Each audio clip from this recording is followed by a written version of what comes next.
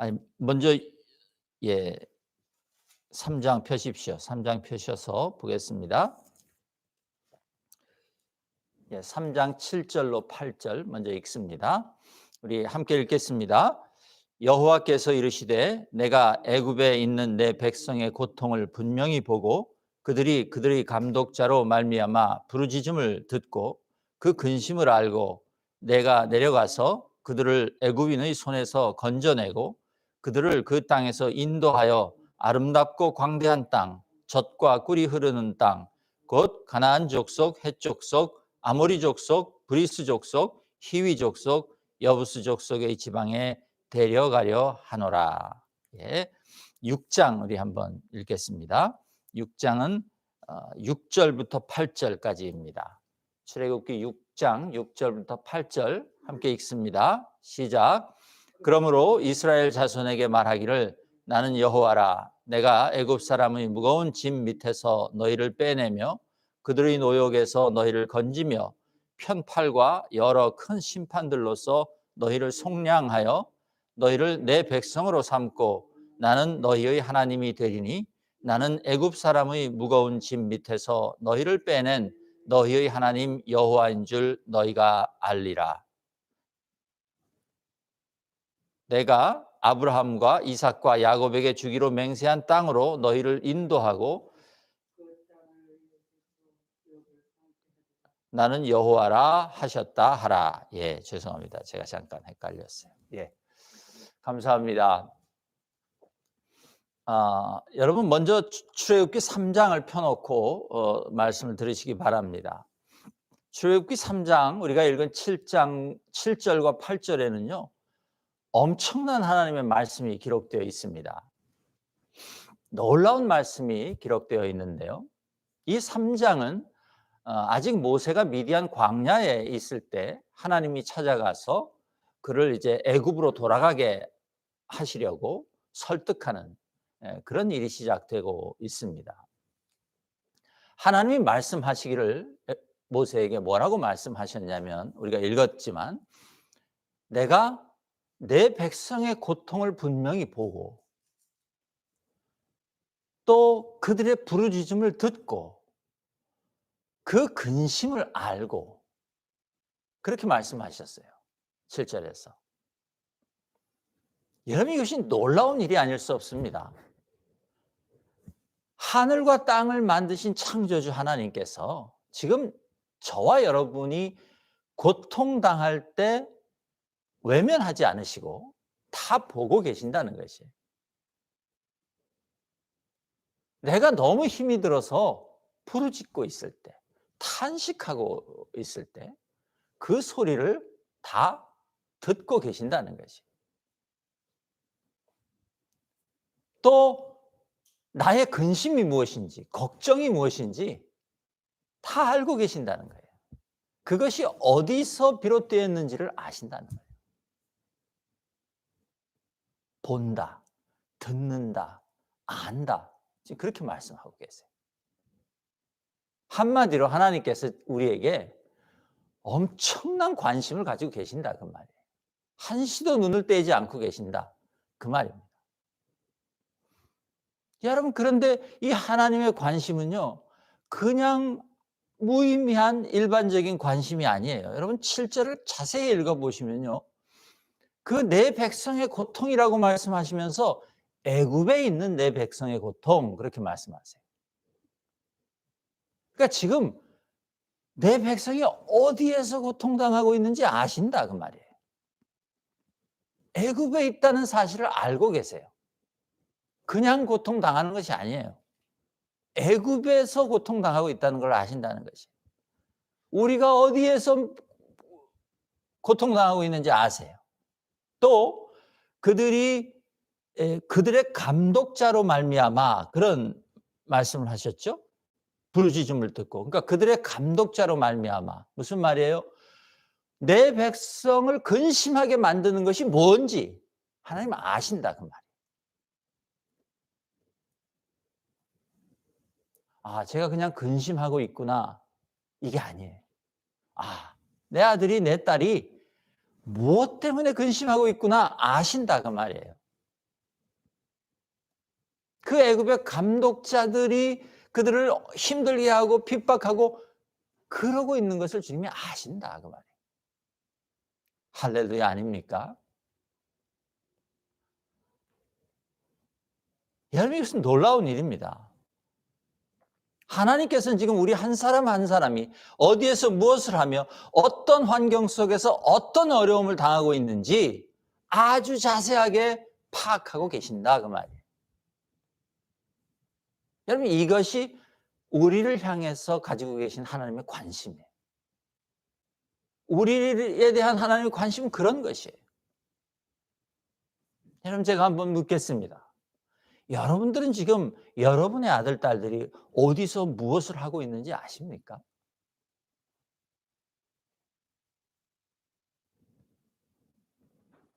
여러분은 지금 여러분의 자녀들이 누구 때문에 힘들어하고 있고 무엇 때문에 근심하고 있는지 혹시 아십니까?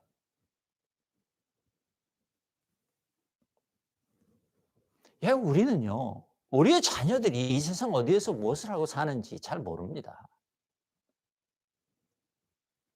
자녀들의 마음속에 어떤 부르짖음이 있어도 우리는 그것을 들을 능력이 없습니다. 듣지 못해요. 당연히 내 자녀가 지금 무슨 근심을 가지고 있는지 모릅니다. 무슨 걱정을 하고 사는지 몰라요. 내가 내 속으로 낳은 자녀도 우린 그럴 수밖에 없는 존재들이에요. 다시 말해서 우리 자녀들이 이 세상에서 지금 어떤 종살이를 하고 살아도 우리는 그 종살이의 내용이 뭔지 모른다. 도대체 종살이를 하고 있는 건지 아닌지조차도 모르는 것이죠. 그런데 지금 출애굽기 3장 7절에서 하나님께서는 내가 애굽에 있는 내 백성의 고통을 분명히 보고 그들이 그들의 감독자로 말미암아 부르짖음을 듣고 그 근심을 안다. 그렇게 말씀하시는 거예요. 여러분 그런데 이 말씀을 하신 분이 하늘과 땅을 만드시고 지금도 우주와 그 안에 있는 모든 만물을 주관하고 계시는 하나님이다 그 말이에요.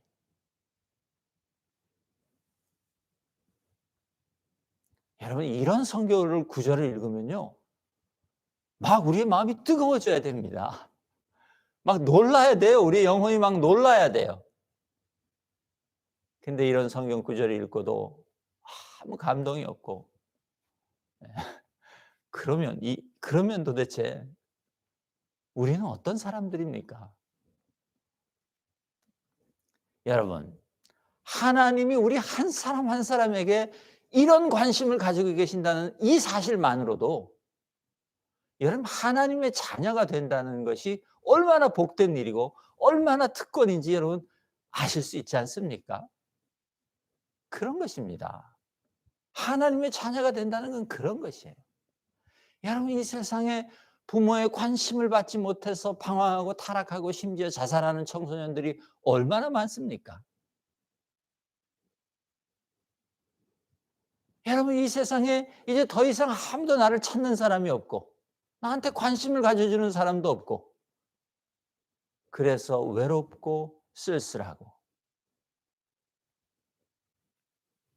그렇게 노년을 보내는 외로운 사람들이 얼마나 많습니까? 여러분 사람이 사람에게 관심을 가져주는 일만 해도요 얼마나 놀랍고 감사한 일인지 모릅니다. 그렇죠? 여러분 그냥 살아가고 있는데 누가 나한테 관심을 가지고 있다. 누가 내가 어떻게 사는지 걱정한다. 누군가가 나를 위해서 기도한다. 여러분 이것이 얼마나 놀랍고 감사한 일입니까? 그런데 하물며 하늘의 하나님께서 나에게 이토록 관심을 가지고 계신다는 거지. 여러분 이 사실에 놀라셔야 합니다. 여러분 지금 놀라시기 바랍니다. 빨리. 그런데요.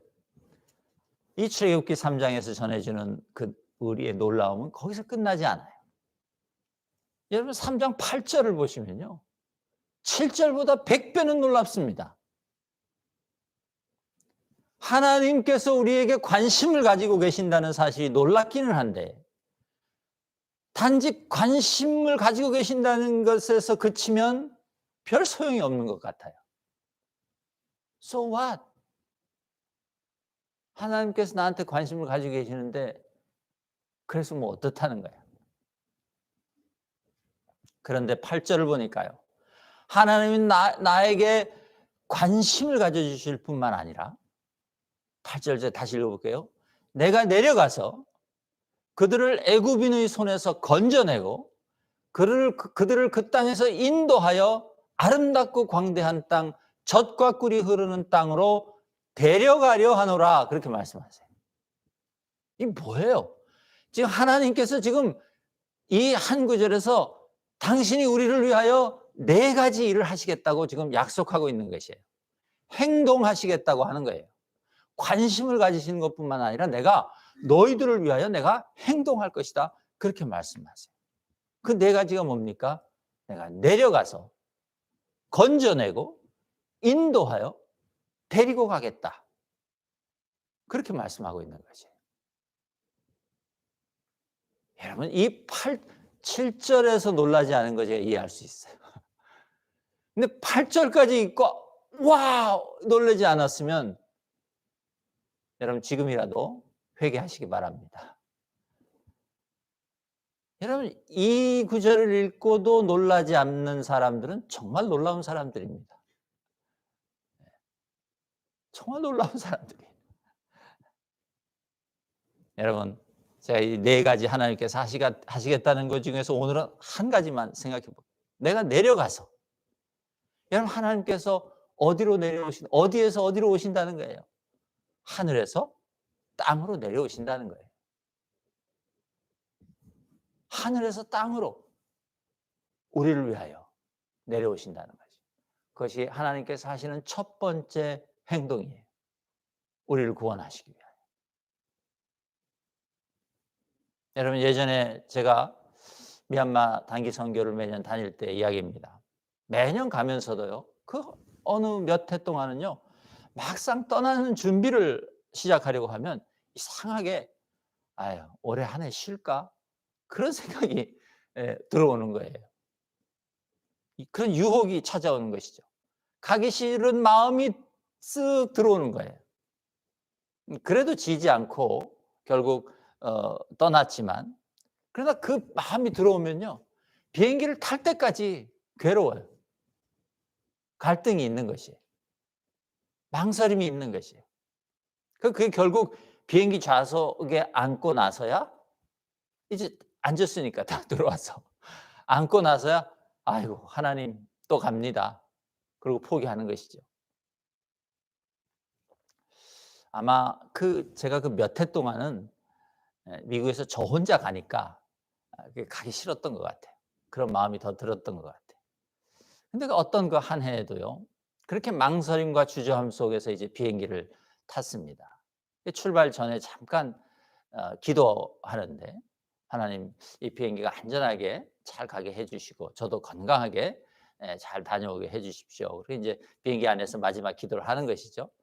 그러면서 제가 기도 중에 이제 하나님께서 또 그렇게 이런 말을 한 거예요. 아이고 주님 이렇게 사명감도 분명하지 않고 열심도 없는 놈을 뭐하러 거기까지 또 먼 길을 데리고 가십니까?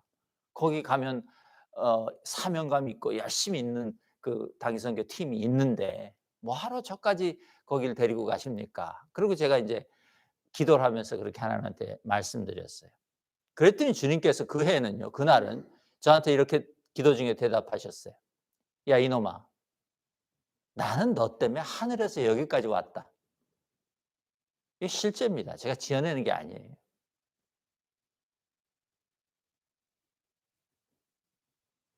야 이놈아 나는 너 때문에 하늘에서 여기까지 왔다. 제가 비행기 안에서 그 말을 듣는데 정신이 번쩍 드는 것이에요. 그렇지 주님이 하늘로부터 나에게 오셨고 나를 위하여 걸으신 그 십자가의 길을 내가 생각한다면 야 내가 1년에 한 번 그 비행기 타고 미얀마 가는 게 뭐 힘들다고 그렇게 그 유혹에 자꾸 갈등하고 주저하고 그러는가, 그런 생각이 들어서 제가 깊이 회개했었던 그런 적이 있습니다. 여러분, 주님께서 여러분을 위하여 하늘에서 여기까지 오셨습니다. 아멘. 우리를 건져내시고 인도하시고 데리고 가시기 위하여 오신 것이에요. 여러분, 우리 주님은 여러분 한 사람에게 관심을 가지는 데서 그치지 않으세요. 그분은 우리의 고난을 해결해 주기 위하여 직접 행동하시는 분인 것을 믿으시기를 주님 이름으로 축복합니다. 오늘 출애굽기 3장 7, 8절은 지금 그 얘기를 해주고 계시는 것이에요. 제가 또 제 얘기를 하나 해야 될 것 같은데 이해해 주시기 바랍니다. 여러분, 혹시 물에 빠졌는데 혼자 이렇게 나오질 못해서 허우적대다가 구조를 받아보신 경험이 있으십니까? 아마 없으실 것 같아요. 저만 그런 경험이 있을 것 같아요. 여러분, 흐르는 강이 아니고요, 수영장에 빠지면요 가만히 있으면 이렇게 뜹니다. 이렇게 몸이 올라와요. 그래서 살 수 있어요. 그런데 당황하니까 혼자 어떻게 자기가 해보려고 허우적대다 보면 자꾸 가라앉는 거지. 제가 중학교 2학년 때 서울로 이사를 왔습니다. 그리고 3학년 여름방학이 됐는데 친구들이 그 풀장이라는 데를 가자 그러는 거예요. 세상에 태어나서 처음으로 인공 풀장을 중학교 3학년 때 갔어요. 서울의 우이동 계곡에 가면 뭐 태양 무슨 뭔가 하는 그런 풀장이 있었어요. 그래서 친구들하고 수영복을 갈아입고 딱 나갔는데 그 풀장이 이상한 것이 저쪽 한쪽에는 사람들이 바글바글한 거예요. 그 물 속에. 그런데 이쪽 반쪽에는 아무도 없어요. 텅 비어 있어요. 그래서 제가 속으로, 아니 저 사람들이 바본가, 왜 저기 저렇게 모여 있나. 그러고서는 자신 있게 그 아무도 없는 곳으로 이제 풍 뛰어들었어요. 그랬는데 제가 저쪽에 있는 사람들을 봤을 땐 전부 물이 가슴 정도에 있었어요. 그러니까 제가 중3 때도 키가 좀 컸으니까 뭐 다 그 정도인 줄 알고 풍 뛰어들었는데 이게 끝도 없이 내려가는 거예요. 제가 막 계속 내려가는 거예요. 그때 제 기분에. 그러니까 제가 얼마나 당황을 했는지, 아무것도 안 되는 막 허우적대는 됐던 거예요. 그 풀장이 원래 만들기를 한쪽은 얕게 만들고, 그죠?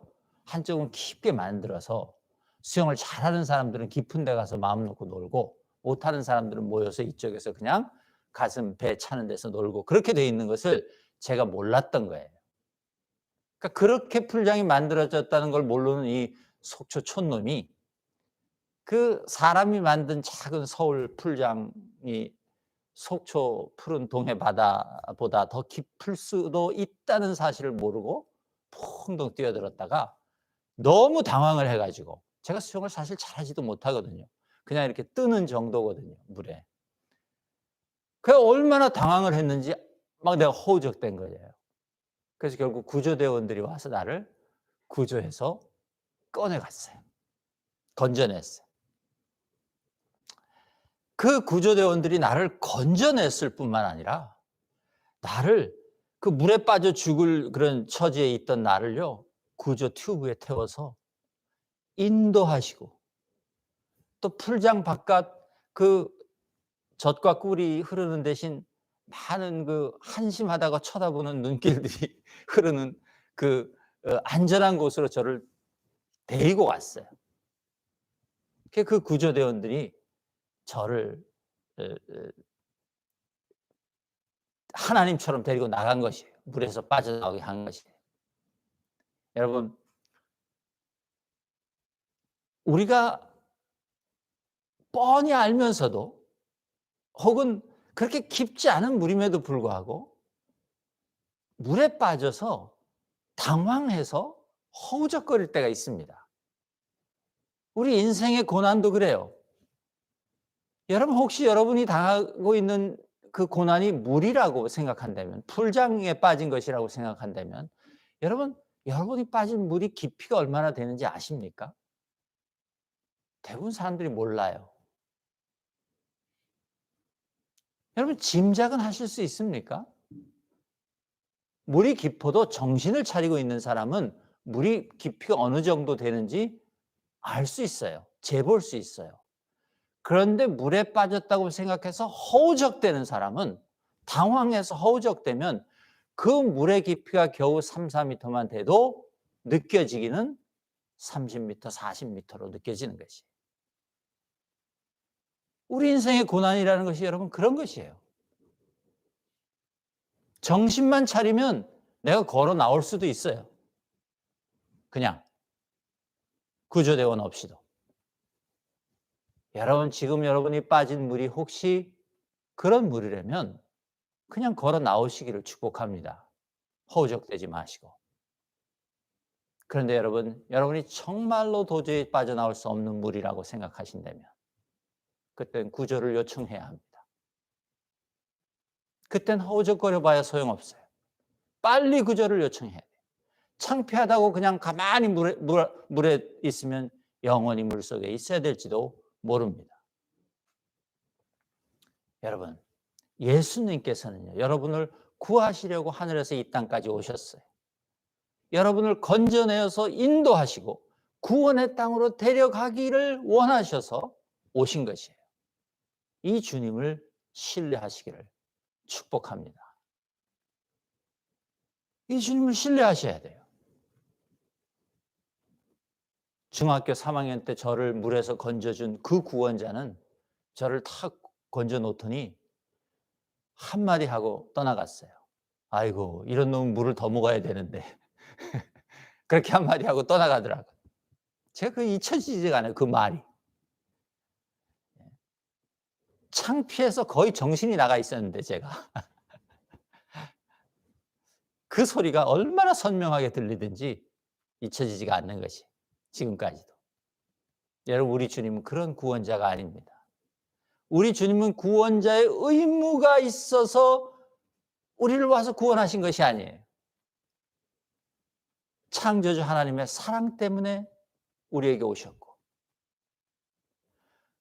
죄와 고난이라는 그 물에 빠진 우리를 건져내셔서 인도하시고 당신의 나라로 데리고 가시려고 오셨어요. 그게 우리 주님이십니다. 여러분, 이 주님을 신뢰하는 것이 애굽이라는 세상의 고난과 또 거기에서 함께 뒹굴며 400년을 살았던 이스라엘이 죄악으로부터 건짐을 받을 수 있는 유일한 길이었어요.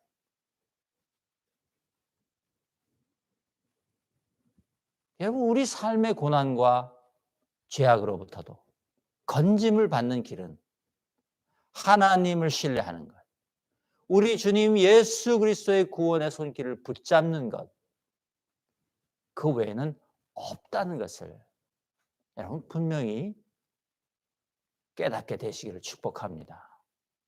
여러분, 그 진리를 붙잡으셔야 돼요. 그렇다면 이제 우리가 그 진리를 붙잡고 그 하나님을 우리가 믿는다면, 그럼 이제 마지막으로 제가 여러분과 나누고 싶은 것은 이것입니다. 그렇다면 하나님께서는 왜 하늘에서 여기까지 내려오시고 우리를 건져내시고 인도하시고 또 약속의 땅까지 데리고 가시는 걸까? 다시 말해서 우리를 구원하시는 하나님의 목적은 과연 무엇일까? 그것을 생각해 보고 싶은 것입니다. 그것이 여러분 6장입니다. 오늘 6장의 7절과 8절, 7절부터 말씀에 있습니다. 여러분 다시 6장을 펴시고 말씀 들으시기 바랍니다. 6절부터 9절까지 말씀이죠.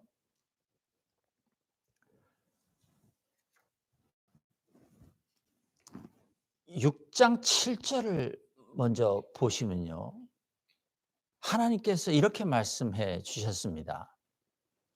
너희를 내 백성으로 삼고 나는 너희의 하나님이 되리니 그러셨어요.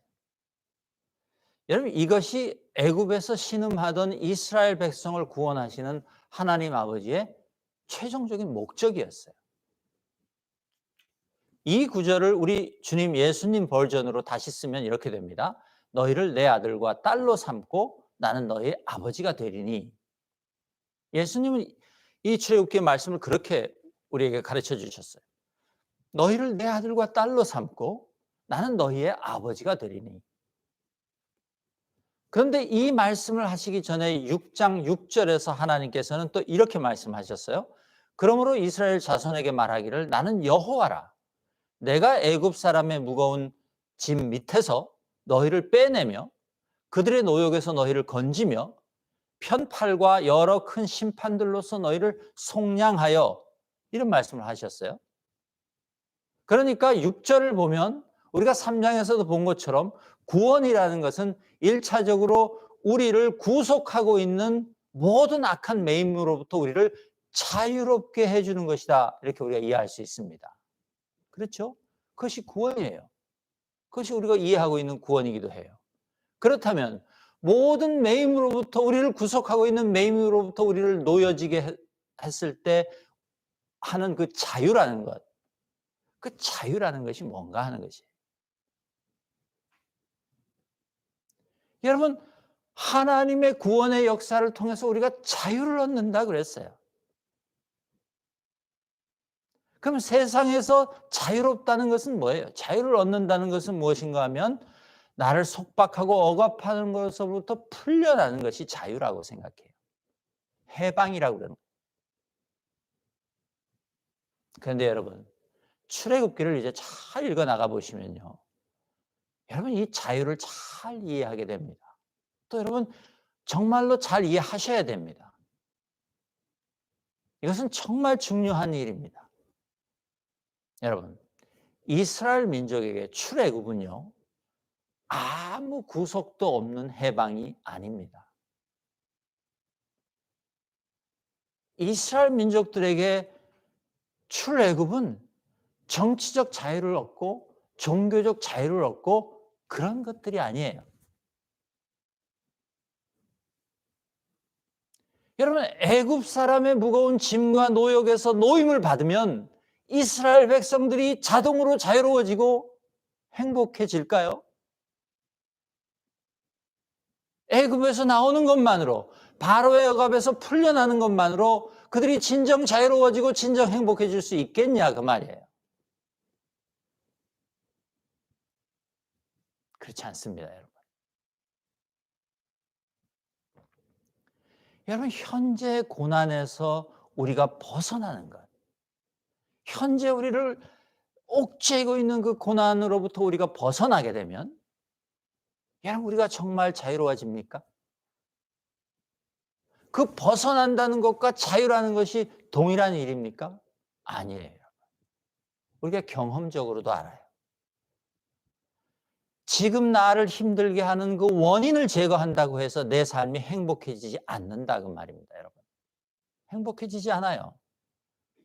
여러분, 지금 내가 당하는 고난을 벗어나는 것에 나의 모든 관심을 기울이고 있으면 하나님께서 그 고난을 정작 벗어나게 해주셨을 때라도 내가 진정으로 자유롭고 진정으로 행복해지지 않는다, 그 말입니다. 왜냐하면 또 다른 고난과 또 다른 억압이 우리에게 있을 것이기 때문에 그래요. 지금 나를 구속하고 있는 것들로부터 내가 나간다 할지라도 그 나가는 것만으로는 아무 해결이 되지 않는다, 그 말이에요. 왜냐하면 이 세상에서는 또 나를 기다리고 있는 악한 것들이 있고 또 나를 기다리고 있는 구속들이 있다, 그 말이에요. 그러므로 지금 현재 고난에서 벗어나는 것만으로는 우리 인생의 문제가 아무것도 해결이 안 됩니다. 그냥 운이 좋으면 조금 악한 종살이에서 조금 덜 악한 종살이로 옮겨가는 것뿐이에요. 운이 나쁘면 더 악한 종살이를 만날 수도 있어요. 그것이 인생입니다. 그것이 사람의 삶이에요. 그러므로 우리가 하나님께서 우리를 구원해 주신다고 할 때 그 구원을 그런 것으로 현재의 고난에서 해방되는 것으로만 국한시켜서 이해하면 우리는 계속 새로운 고난, 새로운 악한 것들에 종살이를 하고 살 수밖에 없다 그 말입니다. 모양만 달라졌을 뿐 새로운 종살이, 새로운 고난에 묶이게 되는 것입니다. 여러분, 하나님께서 모세를 통하여 이스라엘 백성들에게 주시려고 했던 구원은 그런 구원이 아니었습니다. 한마디로 말하면 출애굽은 악한 종살이를 벗어나서 이제 좋은 종살이로 들어가는 것이에요. 이스라엘은 바로를 섬기는 악한 종살이를 하고 있었어요. 그런 삶을 살고 있었어요.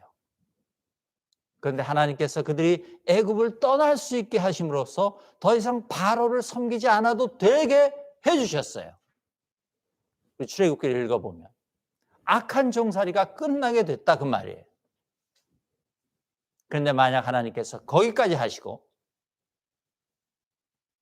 됐다 이제 니들끼리 가봐라.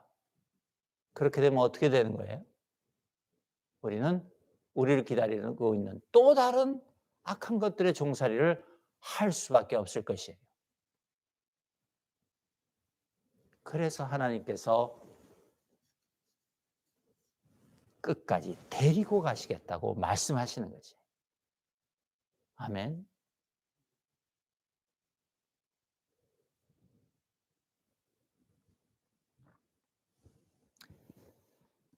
그래서 하나님께서 내가 너희의 하나님이 되겠다고, 너희는 나의 백성이 되고 나는 너희의 하나님이 되겠다고 최종적인 구원의 목적을 말씀해 주시는 것이에요. 하나님께서는 이스라엘 백성들이, 자기 백성들이 진정으로 자유롭고 진정으로 행복하기 위해서는 무엇이 필요한지를 아시고 계시기 때문이에요. 우리의 구원은 악한 종살이에서 단지 벗어나서 나 혼자 다시 새로운 악한 종살이로 들어가는 것이 아니다 그 말입니다. 하나님께서는 우리를 악한 종살이에서 빼내셔서 이제 좋은 종살이를 시작하시게 하시겠다는 것입니다. 왜냐하면 인간의 진정한 자유와 행복은 하나님의 종으로서 사는 그 삶 속에 있기 때문입니다. 하나님 그걸 하시겠다는 것이에요. 그러므로 이 6절의 말씀, 내가 애굽 사람의 무거운 짐 밑에서 너희를 빼내며 그들의 노역에서 너희를 건지며 편팔과 여러 큰 심판들로서 너희를 속량하며, 이 6절의 말씀은 6절 말씀 하나만 가지고서는 미완성입니다. 이 6절의 하나님 말씀만 가지고서는 불완전한 말씀이다 그 말이에요. 여기에서 그치면 하나님이 우리를 해방시켜 주셔도, 악한 것들로부터 우리를 건져 주셔도 그것이 우리에게 별 소용이 없습니다. 그 다음 7절과 합쳐질 때에만 온전한 하나님의 말씀이 되는 것이고 온전한 하나님의 구원이 우리에게 이루어지는 것입니다. 7절이 그것이죠. 너희를 내 백성으로 삼고 나는 너희의 구원의 하나님이 되리니. 이 6절과 7절이 합해지지 않으면 불완전한 말씀이다 그 말이에요. 여러분, 이것이 구원의 목적이고 여기에서 구원의 완성이 이루어지는 것입니다. 이스라엘 백성들은 바로를 섬기는 애굽의 삶에서 이제 나 하나님을 섬기는 하나님 백성들의 삶으로 들어가야 한다, 옮겨가야 한다 말씀하시는 것이에요. 그래서 하나님께서 애굽에서 그 백성들을 건져내신 것입니다. 이 3장에서 읽었던 내가 내려가서 그들의 애굽인의 손에서 건져내고 그들을 그 땅에서 인도하여 아름답고 광대한 땅, 젖과 꿀이 흐르는 땅으로 데려가려 하노라. 이 말씀은 그리스도를 통해서 우리 안에 이루어졌습니다. 우리 주님 예수 그리스도께서는 우리에게 이 하나님의 약속을 신실하게 이행해 주셨습니다. 문제는 우리가 기꺼이 바로를 섬기던 애굽의 삶의 습관들을 버리고 이제 하나님 자녀의 삶을 사는 선택을 하느냐 마느냐에 달려 있는 것입니다. 자유로운 사람이 되어서 자기의 자유로운 선택으로 하나님을 섬기는 삶. 이것은 좋은 종살이입니다. 그러므로 좋은 종살이는 종살이가 아닌 것이죠, 사실은. 종살이가 억압이 되고 고통스럽고 짜증스러운 것이 아니라 섬기면 섬길수록 기쁘고 즐겁고 행복한 그런 종살이인 것이죠. 이것이 하나님께서 우리에게 주시는 구원의 삶이라는 것을 여러분 꼭 기억하실 수 있기를 축복합니다. 여러분 누가복음, 우리 얼마 전에 읽었던 누가복음 11장에 보시면 예수님께서 하신 이런 말씀이 있습니다.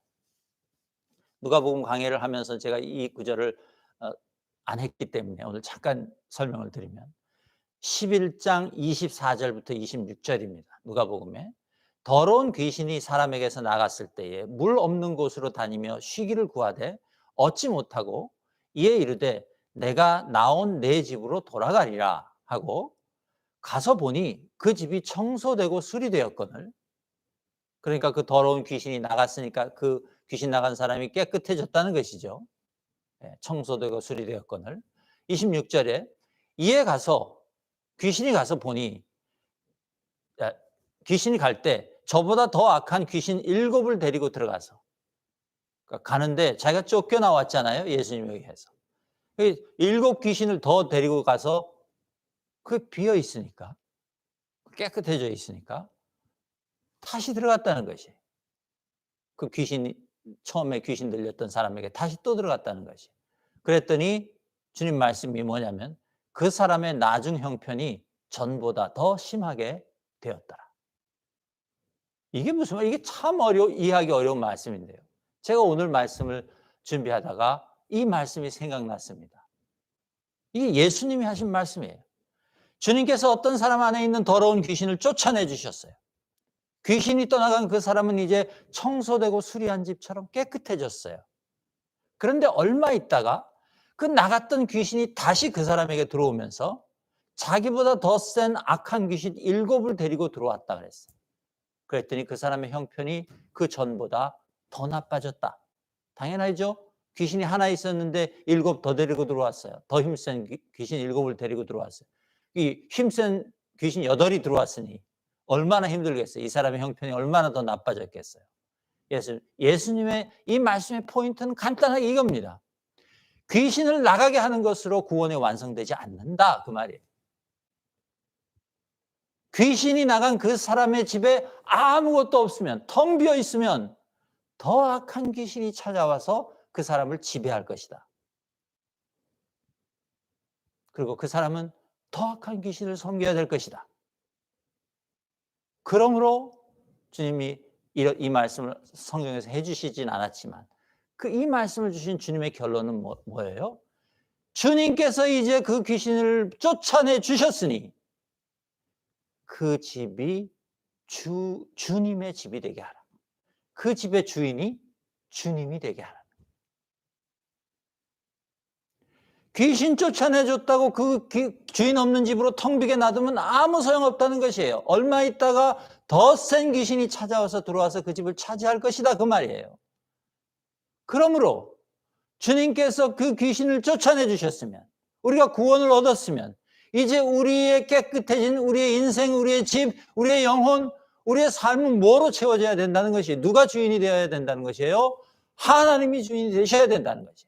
우리 주 예수 그리스도께서 주인이 되셔야 한다는 것이에요. 그럴 때에만 그 집이 다시 귀신이 들어올 수 없다, 그 말이에요. 그게 누가복음 11장 26절 27절에서 주님이 하신 말씀이에요. 24절부터 26절까지 주님이 하신 말씀이에요. 여러분, 주인이 없는 집은 위험합니다. 여러분 지금 한국과 일본의 시골에 가면 주인 없는 집들이 굉장히 많다고 그러죠. 좀 지나면 어떻게 됩니까?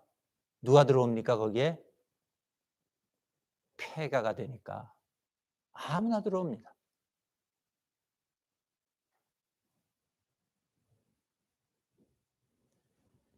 여러분, 귀신을 내쫓는 것으로 우리의 구원이 완성되지 않습니다.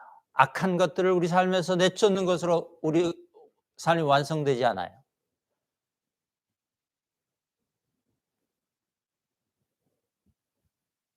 귀신이 나간 그 사람의 집에 아무것도 없으면 더 악한 귀신이 들어와서 그 집을 지배할 것입니다.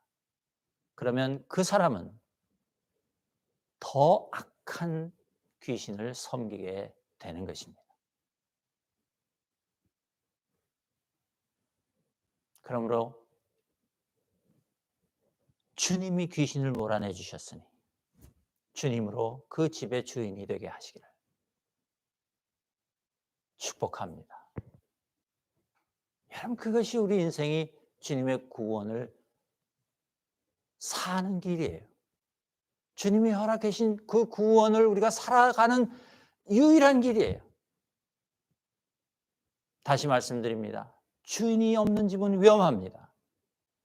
주인이 없는 삶은 아직 구원받은 삶이 아니에요, 여러분. 여러분, 우리는 주인 없는 해방을 사모하면 안 돼요. 아무런 속박이 없는 내 마음대로 하는 그 해방을 우리는 사모하는 것이 아니에요. 그것은 진정으로 자유로운 것도 아니고 진정으로 행복한 것도 아니에요. 우리를 위해서 하늘에서 땅으로 내려오셨고 세상의 악한 애굽으로부터 우리를 건져내시며 아름답고 광대하며 참된 복이 젖과 꿀처럼 흐르는 그 하나님으로 나라로 데려가시는, 인도하여 데리고 가시는 그 주님이 우리 인생의 집에 주인이 되어 주실 때에만, 그때만 다시 악한 귀신이 우리를 찾아오지 못한다 그 말이에요. 다시 똑같은 고난이 우리를 지배하지 못한다 그 말이에요. 우리 주님은 우리를 어떻게 다스리십니까? 우리가 우리 주님의 종이 되면, 자원하여 종이 되면 그분은 우리를 어떻게 다스리세요? 우리가 자유로운 선택에 의해서 주님을 따라가도록 우리를 인도하십니다. 주님은 우리를 억압하지 않으세요. 우리를 강제하지 않으세요. 주님은 우리의 자유로운 선택을 존중하는 분입니다. 그래서 그 구원은, 그 주님을 내 삶의 주인으로 섬기는 그 구원은 행복한 종살이요, 좋은 종살이가 되는 것입니다. 여러분, 이 좋은 종살이, 행복한 종살이, 참된 구원의 삶을 다 사실 수 있기를 주님의 이름으로 축복합니다. 잠깐 기도하겠습니다. 하나님 감사합니다. 하나님께서 우리를 관념하여 보고 계시니 주님 그 은혜를